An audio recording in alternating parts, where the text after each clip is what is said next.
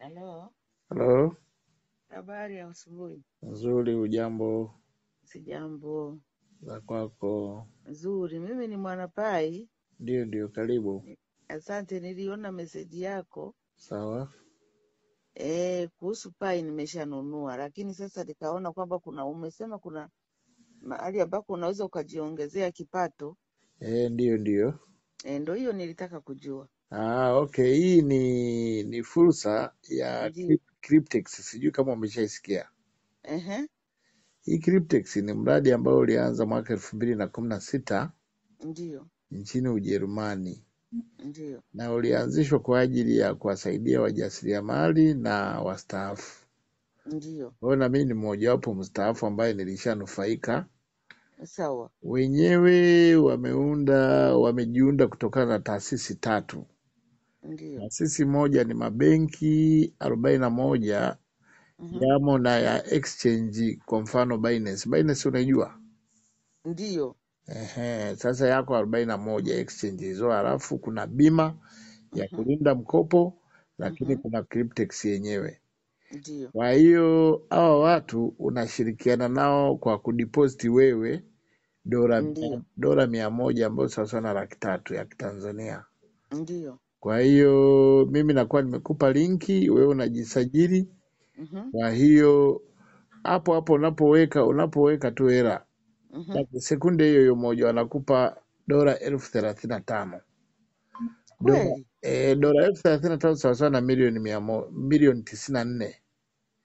Wanakuwekea kwenye akaunti yako, lakini zinakuwa locked, wamezifunga.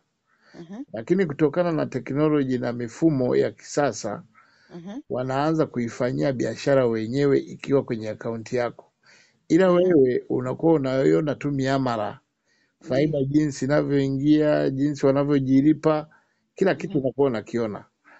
Kwa hiyo wewe unachagua mikataba. Kuna mikataba ya aina 3. Kuna mkataba wa miaka 3, kuna mkataba wa miaka 5 na mkataba wa miaka 7. Kwa hiyo unachagua, wewe unataka mkataba upi? Kwa hiyo ukichukua mkataba wa miaka 3, mwisho wa mkataba itakuwa imeshatengenezwa dola 65,000 na dola 30,000 watairudisha kama mkopo ule waliokukopesha.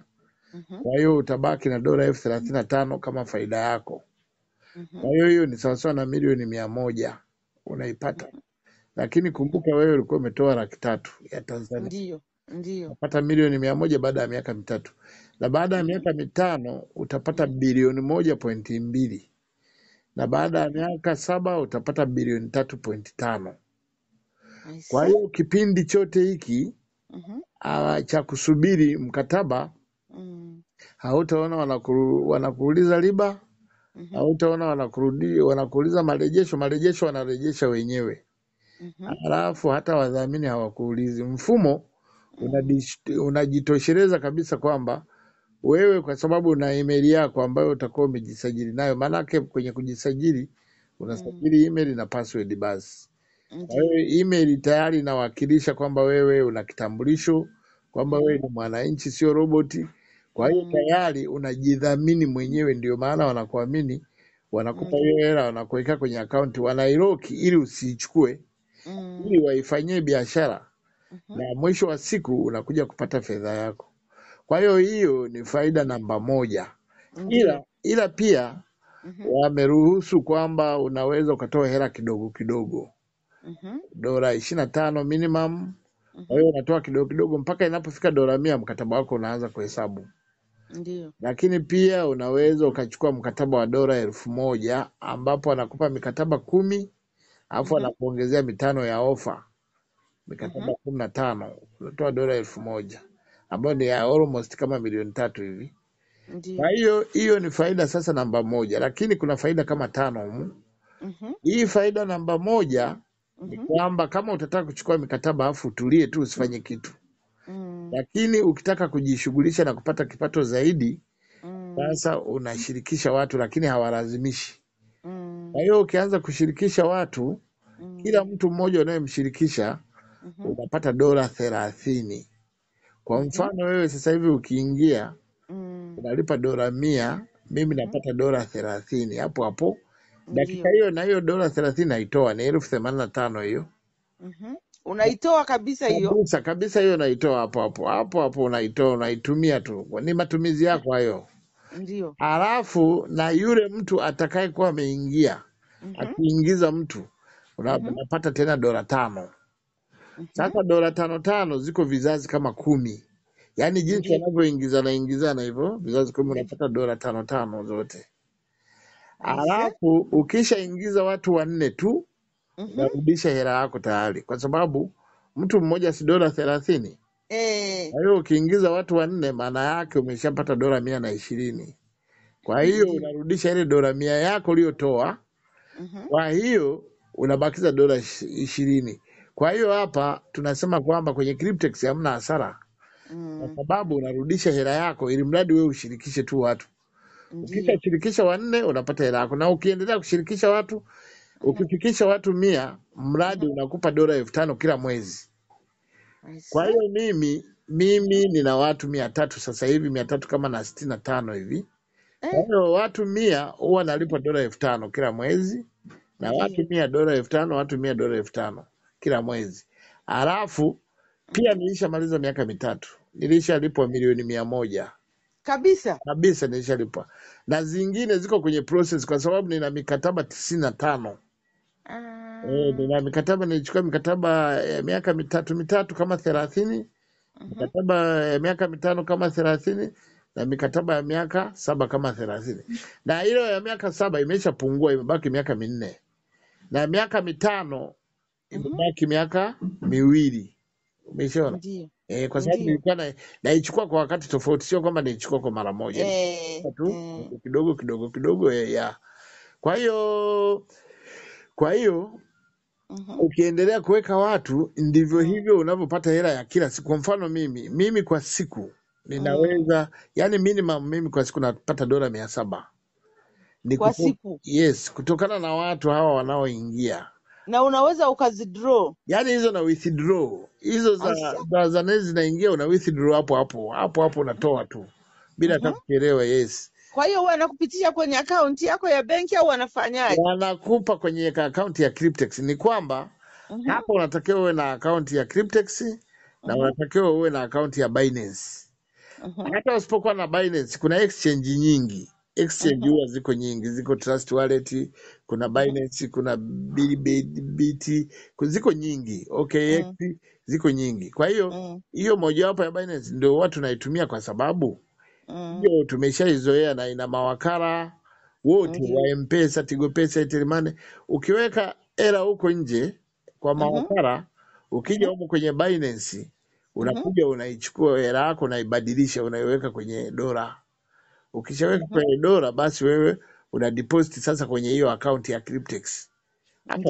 Na mifumo inafanyika kila dakika, na malipo yanafanyika, yani wanalipa kila dakika kwanza, wakizidisha dakika 3 au 4, yani wanavyolipa watu duniani kote. Kwa hiyo miamala inaendelea. Alafu jinsi unavyoendelea kupata zile faida sasa, zile nimesema, zile faida za kuingiza watu, unapoendelea kuingiza watu na watu wakawa wanaendelea wanaingia kama mpaka kizazi cha 10.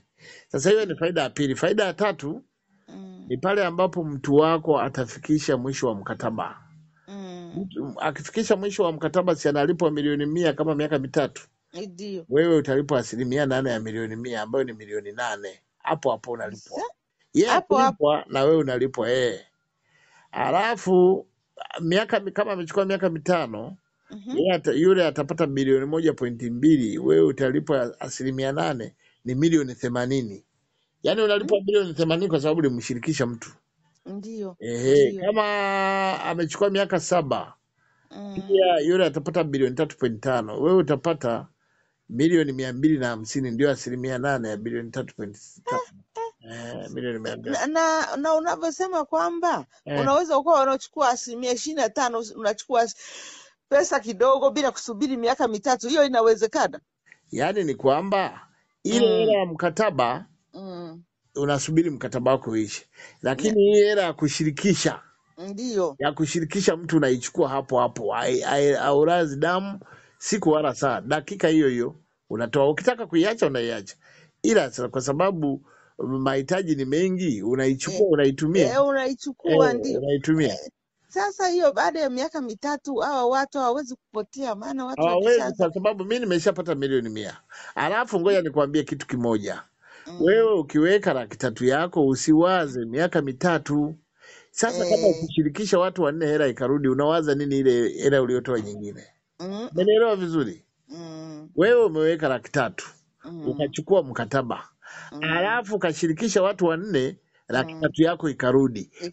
Unawaza ile 300,000 ya nini? Ya nini wakati umeshaipata? Wakati umeshapata huku. Ndicho hicho sasa, yani hiyo ndio hesabu tu. Kwa hiyo usiwaze miaka mitatu, miaka mitano wala miaka 7. Ndio maana huu mradi ukishaingia unapata nguvu, unaanza kushirikisha watu na unaanza kupata hela. Na ninakwambia mama, yani watu wote wangu niliowashirikisha kila mmoja amesharudisha hela yake. Ndio. Kila mmoja, hata wa siku moja, yani ndani ya wiki moja anakuwa amesharudisha. Na kuna njia namna ya kurudisha kupata watu. Nitakwambia namna ya kushirikisha ya kupata watu. Ni rahisi Si unaona kwa mfano wewe umenipigia simu. Sasa umenipataje? Mimi unajua ulipotuma ile message wakaifuta, lakini nilikuwa nishaikopi tayari. Unaona? Nilikuwa nishaikopi nimeipeleka kwangu. Unaona? Na aliyefuta nimemtukana, nimemwambia nimeona ukasema kwa nini unafuta, unaona? Na nimemrudia kwenye akaunti yake nikamfuata yeye mwenyewe binafsi. Nikamwambia sasa unapofuta kwani mimi nimeandika nini kibaya hapo?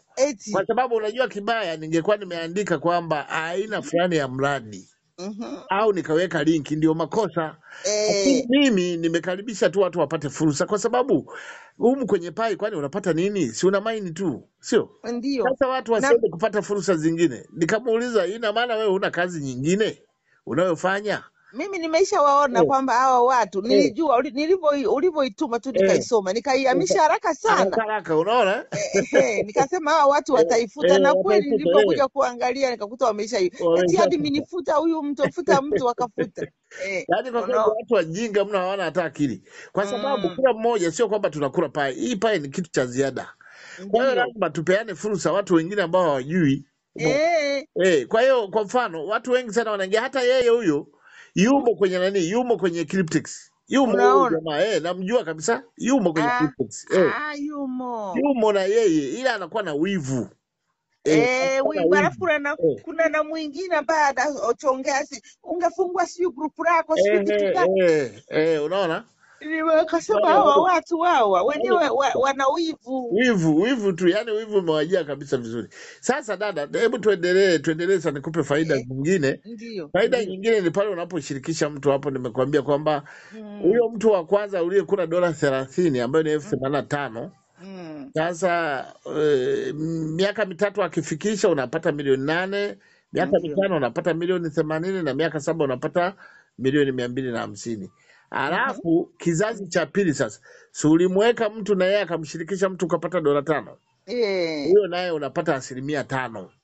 5%, kwa hiyo miaka mitatu utapata milioni 5, miaka mitano utapata milioni 50, miaka 7 utapata milioni 150. Hivyo jinsi inavyoenda inaenda inapungua akifika mtu wa 8 inaenda 4%, ikifika Sasa mbinu ya kupata watu sasa, kwa sababu mbinu ya kupata watu iko hivi. Unaona kama mimi nimetuma hapo. Wewe sasa hivi umeshanipigia mtu wa 4 na wameshakuja watu kuja kufika jioni nitakuwa nimeshaongea na watu kama 60 au 70. Ndio. Baada ya kutuma huu ujumbe, kitu cha kwanza unatakiwa uwe na magrupu mengi. Kwa mfano ngoja nikuulize, wewe una magrupu mangapi ya pai? Magrupu ya pai ninayo 3. Sasa mimi ninayo 50. Tena alafu nina magrupu mengine ambayo nimeyatoa Google ya nani tofauti zinazoendana na hizi sarafu za kidijitali. Kwa mfano ya Binance, ya Pi, ya Bitcoin, ya sijui nini. Ninayo magrupu 400 jumla. Ndio. Sasa hayo magrupu yote 400 ninachokifanya mimi nakuwa naenda na kwenye magrupu natuma ujumbe kama huu. Nikishatuma ujumbe natoka. Ndio. Kwa yale magrupu hata wakituma vitu havijai kwenye simu yangu. Umeona? Sawa. Lakini yale majina ya watu nakuwa nimebaki nayo. Pia namfuata mtu mmoja nampigia simu. Umeshanielewa? Ni kazi ya kujituma, yani hii ni kazi ya kujituma. Na mimi ninavyoongea hapa nina umri wa miaka 60. Ndio. Kwa hiyo ni kazi ya kujituma. Kwa hiyo Sawa. ukiamua kujituma unapata watu. Unaona kama wewe wamenijia watu wengine wengi. Na wengine Ndio, ndio. wanaendelea kuja. Wengine sio kwamba nimetuma kwenye grupu moja, nimetuma kwenye magrupu mengi. Kwa hiyo ina maana watu wanaendelea kuja. Na huwa nafanya hivi, kwa mfano kwa wiki moja natulia tu, naanza kuwasiliana na hao watu wote waliokuja. Nikisha wamaliza natuma tena. Wiki Ndio. nyingine natuma tena. Kuna wakati huwa naongea, kuna wakati huwa naandika, umeona? Vyovyote vile huwa naamua nafanya vyovyote vile. Lakini watu wanakuja, hivi ndivyo ninavyopata watu. Kwa hiyo wewe cha msingi ni kupata magrupu mengi. Alafu unapata kwa mfano kuna magrupu ya Pai, kuna linki moja naweza nikakutumia ya Pai ina magrupu karibia ya Tanzania nzima. Unaifahamu hiyo linki? Nina ya Tanzania, nina ya Dar es Salaam, nina ya Kagera. Ndio sasa, lakini kuna linki ina Tanzania ina linki za Tanzania nzima. Ninayo mimi. Hiyo sina, naomba na yenyewe utanitumia. Hiyo moja. Ya pili unaingia Google. Ukishaingia Google unaandika WhatsApp group. Kisha andika WhatsApp, hata kwa Kiswahili tunaandika magrupu ya WhatsApp. Yanakuja mengi, yanapokuja mengi unajoin. Unaangalia sana magrupu ya kujoin kwa sababu kuna magrupu mbalimbali ya mambo mengine. Kwa hiyo unaangalia magrupu yanayohusiana na mambo ya sarafu za kidijitali, mambo ya mtandaoni. Hao watu wanauelewa. Ndio. Sio watu wa kuanza kufundisha kufanya nini. Unaona kwa mfano wewe nakwambia kuna mambo mengine unajua, Binance unajua, Bitcoin unajua. Lakini watu walio nje hawajui. Ndio. Kwa mfano wewe mama, ukienda kwa mama wenzako, ukaanza kuambia Bitcoin watakuelewa? Hamna. Watasema tena watu wengi unajua wameishalizwa naye magrupu ya sijui wapi. Kwa hiyo watu hawataki kusikia. Sasa unasikia? Uzuri wa hii ni kwamba watu usiwatafuta, yani unaweza ukatafuta hata wa kwenye simu yako pia unawapa linki. Kwa mfano mimi huwa natuma kwenye status moja, natuma kwenye simu yangu mimi, watu nawaweka kwenye grupu. Wengi huwa nawaweka tu, wengi nawaweka wanatoka, wengine wanabaki, lakini na magrupu 10 ya kwangu tofauti nimewaandaa na wafundisha. Kwa hiyo humo ndani kuna mafundisho mengi na wafundisha, wanakuwa wanajifunza, wanaingia watu polepole, wanakuwa wanaingia, mtu akipata hela anakupigia simu anaingia, mimi nataka niweke mkataba hivyo, wanaingia. Sasa unapotafuta watu wa kwenye magrupu, unaenda kwenye social media, Facebook, Instagram, TikTok, wapi kote kule, unapeleka matangazo kote.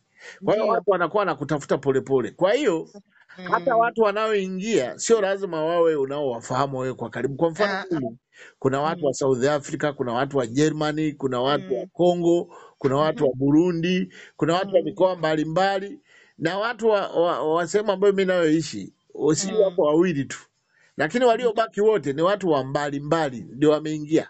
Kwa hiyo yule anayesema kwamba watu siwezi kuwapata, hapana, ni wewe mwenyewe, spidi yako unafanyaje ili upate watu.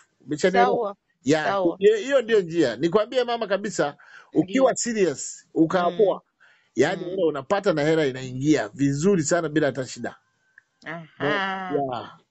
Kwa hiyo kuna hela nyingi, alafu mapato mengine yapo. Ukifikisha watu 1000 kuna hela ambayo unalipwa 5%. Yani kuna hela nyingi nzuri na nyingi sana, huwezi kuimaliza. Sawa. Kwa hiyo 300 hizo inabidi uzibadilishe kwenye dola. 300 unabadilisha kwenye dola, ni rahisi tu, yani wala sio ngumu yote. Alafu sasa unapokuwa umefanya miamala, yani hata kama hapa mimi nimelala nafanya muamala, yani siendi benki, siendi wapi, kitu sana tu nikiwa nahitaji hela ya kutumia ndio naenda kwenye mabanda kuchukua M-Pesa, Tigo Pesa, Airtel Money. Lakini kama sihitaji, nataka kufanya vitu vyangu tu, yani ni mtandaoni hapa, nimelala nafanya tu vitu mtandaoni, yani kila kitu namaliza. Naomba unitumie link. Kwa hiyo hizo 300 nitaziingiza kwanza kwa nani? Sasa hizo 300 ukitaka kuziingiza, mimi nakupigia simu na kuelekeza unaanza kuziingiza. Au kuna njia mbili za kuingiza. Kwanza kuna kuingiza kwenye hiyo Binance. Ila mara nyingi hatuitumii sana Binance kwa sababu kuna makato makubwa. Kuna kama 30,000 zinakatwa. Sasa kwa kuogopa hiyo, huwa tunatumiana sisi wenyewe kwa wenyewe. Tunatumiana wenyewe kwa wenyewe, ndani kwa ndani, huwa hazikatwi. Zinakuwa zile zile zenyewe ziko ndani, tunazihamisha tu ndani kwa ndani. Yaani kwa mfano wewe ukifungua account, mimi nakuhamishia zangu nakupa wewe. Alafu wewe ndio unachukua mkataba sasa. Umeshaelewa? Kwa hiyo wewe unachofanya tu ni kwamba wewe either unanipa kupitia Binance au unanipa kwa M-Pesa au Tigo Pesa au Airtel Money cash. Mimi nakutumia nini? Na kuchukua zile kwenye account moja kwa moja. Ukishaingia wewe unachukua mkataba sasa. Ndivyo tunavyofanya. Na tuna magrupu na tuna watu wengi sana. Hao watu wengi sana wapai wamo kwenye Cryptex. Lakini kitu ambacho hawataki utangaze hiyo Cryptex mle kwenye pai. Hawataki ni wivu, lakini wivu kwa sababu mimi sijatamka, mimi sikutamka Cryptex. Nimeandika tu kimya kimya hivyo, mradi fursa. Basi. Sasa nikuulize kitu. Naam. Hii pai ina ukweli ndani yake. Hii pai ina ukweli ndani, lakini sema hivi imekumbana na vikwazo mbele. Imekumbana na vikwazo mbele ambavyo unajua kila kwenye mambo ya pesa kunakuwa na changamoto. Kwa hiyo sasa ilivyokumbana na vikwazo, yaani ni kwamba kutokana na sheria zilizopo za kifedha za kimataifa, sawa, ambapo Marekani ndio wamejimilikisha hayo masharti na vigezo. Kwa hiyo kujimilikisha kwao wakasema kwamba sheria ya hizi sarafu lazima zipelekwe kwenye exchange. Kwa hiyo ndio maana sasa hizi zilipelekwa kule kwenye exchange. Sasa hii pai ilivyoanzishwa ilianzishwa kwa minajili ya kwamba yenyewe peke yake iwe fedha inajitegemea. Kwa hiyo pai ni fedha kama fedha. Ina maana na thamani yake tuliiweka sisi. Njia za fedha ziko kama mara mbili. Kwamba kuna fedha ambayo thamani ya fedha inatengenezwa na watu. Umeshanielewa? Kuna fedha nyingine watu wanapanga bei wenyewe wanakubaliana. Sasa sisi hii pai tulikubaliana sisi mapionea, yani waanzilishi. Tulikubaliana kwamba bei hii ya pai itasimamia $314,159 milioni 800 ndio hiyo thamani yake. Tunakubaliana sisi wanajumuiya. Alafu sehemu nyingine, fedha nyingine huwa inaamuliwa na soko. Kwa mfano Bitcoin, mambo mengine yale sarafu za kidijitali zingine zile zinaamuliwa na soko. Ndio maana zinapanda na kushuka. Sasa hii sarafu ya pai wakailazimisha kwamba na yenyewe waipeleke wapi? Sokoni. Lakini yenyewe ilikuwa sio kwa ajili ya kupelekwa sokoni kule kwenye exchange. Kule iliko ni kwenye exchange ambako sasa kule watu wanauza kwa njaa. Wanapokuwa wanapeleka kule pai nyingi zinashuka bei. Lakini lengo na madhumuni wameitengeneza ili iwe fedha kununulia bidhaa na huduma. Na tulishaitumia kununua bidhaa na huduma. Ndio lengo la mradi. Kwa hiyo hapa tunasubiri hivi wenye mradi sasa ndio bado wanamalizia kukamilisha mambo fulani ambapo wanaitangaza pai kwa wafanyabiashara wakubwa ili waikubali. Wakisha ikubali na wajue kwamba bei yake ni kadhaa, alafu sasa baadaye watakujaga kuitangaza bei. Siku wakitangaza, sasa tunaanza kuinunua moja kwa moja. Sasa hivi wamekawia kwanza kwa sababu hawataki kutangaza haraka isije ikashuka bei. Kwa hiyo wanataka isimamie bei ile ile ya $314,159. Ndio maana kuna pai kule wanakuambia hivi nenda kanunue kule pai. Ndio na mimi hapa nimesisitiza nikasema hivi watu wakanunue kule pai. Kwa hiyo ukinunua pai, kwa mfano mimi nimeshanunua pai, wewe umeshanunua? Nimeshanunua ndio. Nunua ngapi? Nilinunua 17. 17 tu jamani. Nunua. Maana mimi niliona wakasema kwamba eti ukipidi 10 hawatakuruhusu ndio, yani umo kwenye magrupu wanadanganya muno. Mimi nilianza kununua pai moja 15,000. Yani wakati wanakataza kununua pai, mimi nilikuwa nanunua pai moja 15,000 nilikuwa nanunua. Umeona? Kwa hiyo baadaye nikaendelea kununua, kwa hiyo sasa hivi naendelea kununua. Kwa hiyo wewe unanunua tu. Ndio. Sasa ulinunua mwenyewe au kuna mtu alikununulia? Kuna mtu alininunulia, nilimtumia kanunua. Okay, sawa. Ni nani Arobogasti? Ni nani Arobogasti au nani?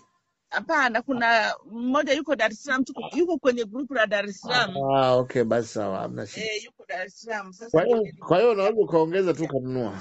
Kwa hiyo sasa kwa kifupi pai ni hela, lakini itakuja kuzinduliwa baadaye, lakini hatuwezi kujua siku wala saa. Ndio. Hatuwezi kujua ni Lakini lini. kuna grupu moja ndivyo la wastaafu nilijiunga. Sasa kuna baba mmoja na ni mwelewa sana, yuko PCCF, anakaribia kustaafu na yeye. Anakaribia kustaafu. Kwa hiyo sasa basi anaipinga sana pale. Anasema jamani, watu wanapoteza muda. Akasema hivyo, kwa nini watu wanapoteza muda? Akasema yani hii pai hata BOT wenyewe wameikataa. Unaona, anatoa maelezo kabisa kila siku, na akiona mtu yeyote ameongelea pai kwenye grupu anamremove. Anasema mimi sitaki. Huyo ni kwenye grupu gani hilo? Limeandikwa grupu la wastaafu. Grupu la wastaafu. Sasa wewe unaweza ukaniunga, nikikupa namba ukaniunga kule. Yaani hapa kwa sababu si yeye ni admin, hakumruhusu mtu mwingine tu, yeye ndio admin. Sasa sitafanya hivi, sawa? Hii namba yangu umwambie yeye admin kwamba naomba uniungie huyu mtu wangu. Sawa. Umwambie tu hivyo hivyo. Kwa hiyo namba utampelekea aniunge. Alafu mpaka watu wameishaanza kumuogopa, yaani mtu akishasema hivyo anasema nyie hivi mlirogwa na nani nyie? Ila mimi sitaongelea pai. Unajua mama, sikia nikwambie. Ni uelewa. Umeshanielewa? Watu duniani wana uelewa tofauti. Wanasema watu perspective. Yaani uelewa, mtazamo. Kila mmoja na mtazamo wake. Sasa yeye huyo uelewa wake umefika hapo anapoelewa.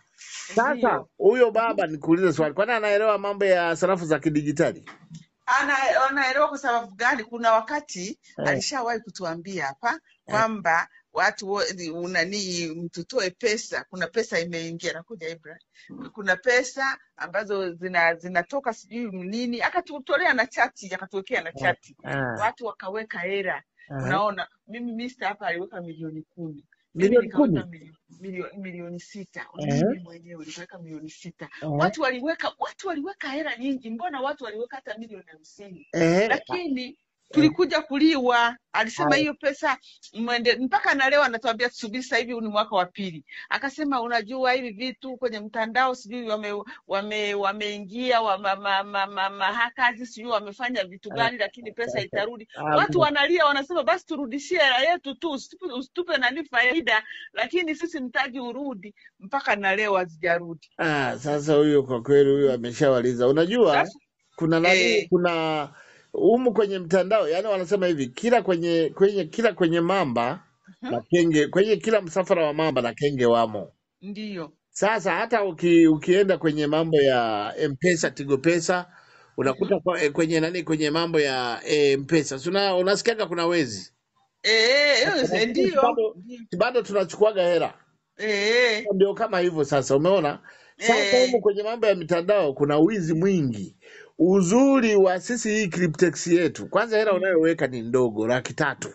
Ndio. Alafu ukiweka 300,000 unaweza usiingize hela nyingine, kwa sababu unapata hela ya kushirikisha watu. Ndio. Ukisha kwa unashirikisha watu tayari unapata. Kwa mfano mimi hela hiyo nilionunua mikataba au mimi nilianzaga na 300,000 tu. Na hela nyingine nimepata humu mpaka nimefikia yote hii, mpaka nimekuja kulipo hela nikachukua tena mikataba mingine. Ndio maana nimechukua mikataba mingine mingi, kwa sababu nimeamini kwamba sasa hapa nimekaa miaka 3 nimelipwa hela yangu, alafu sasa naendelea kupata hela tena. Sasa nitasemaje mradi kwamba ni mbaya? Mradi sio mbaya, mradi ni mzuri sana. Watu kwa mfano, kuna mama mmoja aliweka mara moja tu kwangu, aliweka mikataba 60 kwa mara moja. Yaani alivyoingia tu akachukua mikataba 20 ya miaka 3, ya miaka 5 20, ya miaka 7 20. Akatoa mara moja hela. Umeona? Yaani kuna watu ambao wanaamua kufanya kazi kweli. Huku uzuri hela inarudi. Tofauti inarudi. Alafu unaweka tu hela kidogo 300,000, ukitaka kuongeza mkataba mwingine unaongeza hivyo. hivyo. Kama unayo pesa unaongeza tena ndio Eh, vizuri, ila eh. sasa umesema hao wenyewe hawawezi kukimbia mpaka Hawa miaka hawawezi mitatu kukimbia, wako kuanzia mwaka 2016. Alafu Ah, hawa unaenda unaangalia hata malipo yao, yaani unakuwa unaingia kwenye blockchain mle, mm, unaangalia wamelipa hata dakika 2 hazijapita, unaangalia mm, wamelipa mtu ametoka, unaangalia hapo wamelipa mtu milioni 200, unaona mhm, wao wamelipa dola sijui milioni ngapi, dola laki ngapi, tena wanalipa wenyewe kwa BTC, kwa dola, kwa BTC mm. wenyewe wanalipa toka 2016, hawajawahi kusimama kumlipa mtu. Aisa? Nitakutumia kila kitu, utaona kila kitu Sawa sawa. Sasa nitakutumia. naomba unitumie linki na hii Sawa. namba nitamtumia huyo admin wa grupu la wastaafu, nitamwambia Eh, naomba nani hiyo eh, namba. mtumie kule huko, sintamwambia mambo ya pai, ila utaona Sawa. amemsikiliza tu Wewe utakuwa unamsikiliza yeye, anaitwa Mr. Milinga, hayuko sawa. PSSF. Okay, sawa basi, haina shida, nashukuru sana. Nakutumia sasa hivi Haya. hii namba, ni WhatsApp Na WhatsApp ndio. Haya basi, unaitwa nani? Naitwa Mwalimu Adventina Ishota. Haya, uko wapi? Bukoba? Bukoba ndio. Haya basi, habari za Bukoba? Kuna watu wangu huko wana mikataba huko Bukoba. Wewe uko wapi? Naam, Wewe uko wapi? uko Mwanza. Sawa sawa. Karibu sana, uchukue Ai, mkataba mara moja bila hata kuchelewa, sawa na sawa sawa. kuelekeza kila kitu. Ukitaka kuchukua na kupigia video huko na kuelekeza kila kitu. Haya, Kwa hiyo sawa nakutumia, alafu takuweka pia na kwenye grupu. sawa, nashukuru. Haya, asante.